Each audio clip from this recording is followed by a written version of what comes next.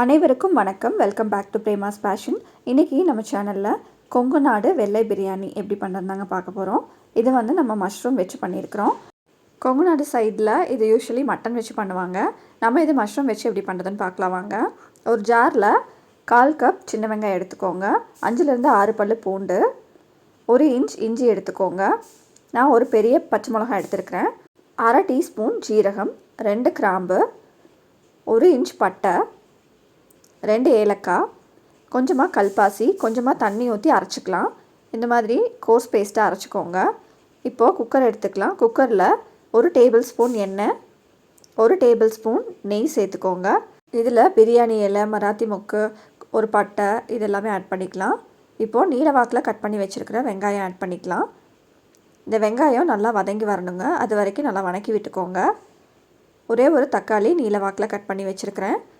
அதையும் நல்லா வதக்கிக்கோங்க. தக்காளி நல்லா சுருண்டு வெந்து வந்ததுக்கப்புறம் நாம் இதில் அரைச்சி வச்சுருக்கிற பேஸ்ட்டை ஆட் பண்ண போகிறோம். அந்த பேஸ்ட்டில் நம்ம சின்ன வெங்காயம் போட்டு அரைச்சிருக்கிறங்காட்டி இந்த பிரியாணிக்கு ரொம்பவே நல்லா ஃப்ளேவர் கொடுக்குதுங்க. இப்போ இந்த பேஸ்ட் ஆட் பண்ணிக்கலாம். நல்லா கலக்கி விட்டுக்கோங்க. இந்த பேஸ்ட் வந்து நல்லா வற்றி வரணும். பச்சை வாசமெல்லாம் போகிற அளவுக்கு நல்லா வதக்கிக்கலாம். பாருங்கள், இந்த அளவுக்கு நம்மளுக்கு சுருண்டு வந்துருச்சு மசாலா பேஸ்ட் எல்லாமே. இப்போது நம்ம கட் பண்ணி வச்சுருக்கிற மஷ்ரூம் ஆட் பண்ணிக்கலாம். இந்த ரெசிபிக்கு பட்டன் மஷ்ரூம் தாங்க ரொம்ப நல்லாயிருக்கும். இந்த மஷ்ரூம் தண்ணி விடுங்க. இது நல்லா வதக்கி விட்டதுக்கப்புறம் அப்படியே விட்டுறலாம். அப்போ தான் இந்த மஷ்ரூம்லேருந்து தண்ணி எல்லாமே வந்து நல்லா வற்றி வரணும். பாருங்கள், இந்த மாதிரி நல்லா ஸ்ப்ரெட் பண்ணி விட்டுக்கோங்க. மஷ்ரூம்லேருந்து தண்ணி வெளியில் வருது பாருங்கள்.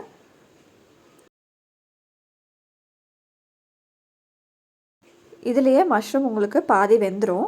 அப்புறம் நம்ம குக்கரில் தம் போடும்போது இனிமேல் நல்லா வெந்துடும். இதில் ஒரு கைப்பிடி புதினா கட் பண்ணி வச்சுருக்கிறேன், அதை ஆட் பண்ணிக்கலாம்.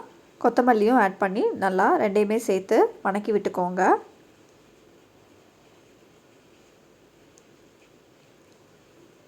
இப்போது இந்த பிரியாணிக்கு தேவைக்கு தகுந்த மாதிரி உப்பு போட்டுக்கலாம். 2 பச்சை மிளகாயை கட் பண்ணாமல் அப்படியே போட்டுக்கிறேன். இந்த பச்சை மிளகாயோட ஃப்ளேவர் மட்டும்தான் நம்மளுக்கு வேணுங்க, காரம் வேண்டியதில்லை. அதுக்கு தான் இந்த பச்சை மிளகா நான் ஆட் பண்ணியிருக்கிறேன். நீங்கள் நல்லா காரம் சாப்பிட்றவங்களா இருந்தால் இந்த 2 பச்சை மிளகா சேர்த்து போட்டுக்கலாம். இப்போது நான் தண்ணிக்கு பதில் 1 கப் தேங்காய் பால் எடுத்து வச்சுருக்கிறேன், அதை ஊற்றிக்கலாம். அது கூடயே இன்னொரு கப் தண்ணியும் ஊற்றிக்கலாம். நான் இன்றைக்கி 1 கப் சீரக சம்பா அரிசி எடுத்துருக்குறேங்க. அதுக்கு 2 கப் லிக்விட் ஊற்றணும் இல்லைங்களா, அதுக்கு நான் வந்து 1 கப் தேங்காய் பாலும் 1 கப் தண்ணியும் ஊற்றிருக்கிறேன். நீங்கள் இந்த தேங்காய் பால் ஆட் பண்ணும்போது தான் இந்த வெள்ளை பிரியாணி வந்து டேஸ்ட் இன்னுமே நல்லாயிருக்கும். பாருங்கள், சீரக சம்பா அரிசியை நல்லா 2லேருந்து 3 தடவை கழுவி வச்சுருக்கிறேன். இதையும் இது கூட ஆட் பண்ணிக்கலாம். நம்ம இன்றைக்கி குக்கர் விசில் விட போகிறது இல்லைங்க, இப்படியே தம் போட்டு தான் நம்ம வேக வைக்க போகிறோம். பாருங்கள், இந்த மாதிரி அரிசியை நல்லா கலந்து விட்டுக்கோங்க. கலந்து விட்டுட்டு அடுப்பை நல்லா ஹை ஃப்ளேமில் வச்சுக்கோங்க.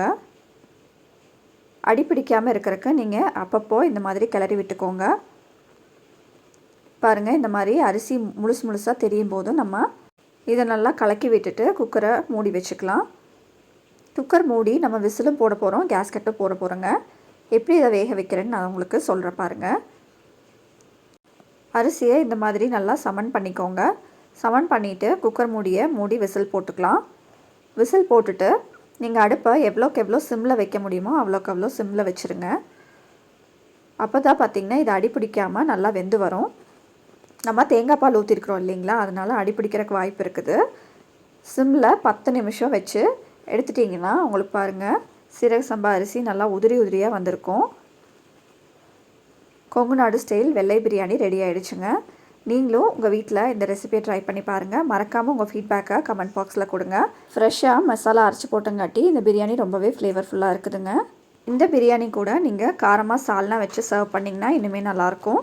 நான் உங்களை இன்னொரு வீடியோவில் மீட் பண்ணுறேன். அது வரைக்கும் நன்றி, வணக்கம்.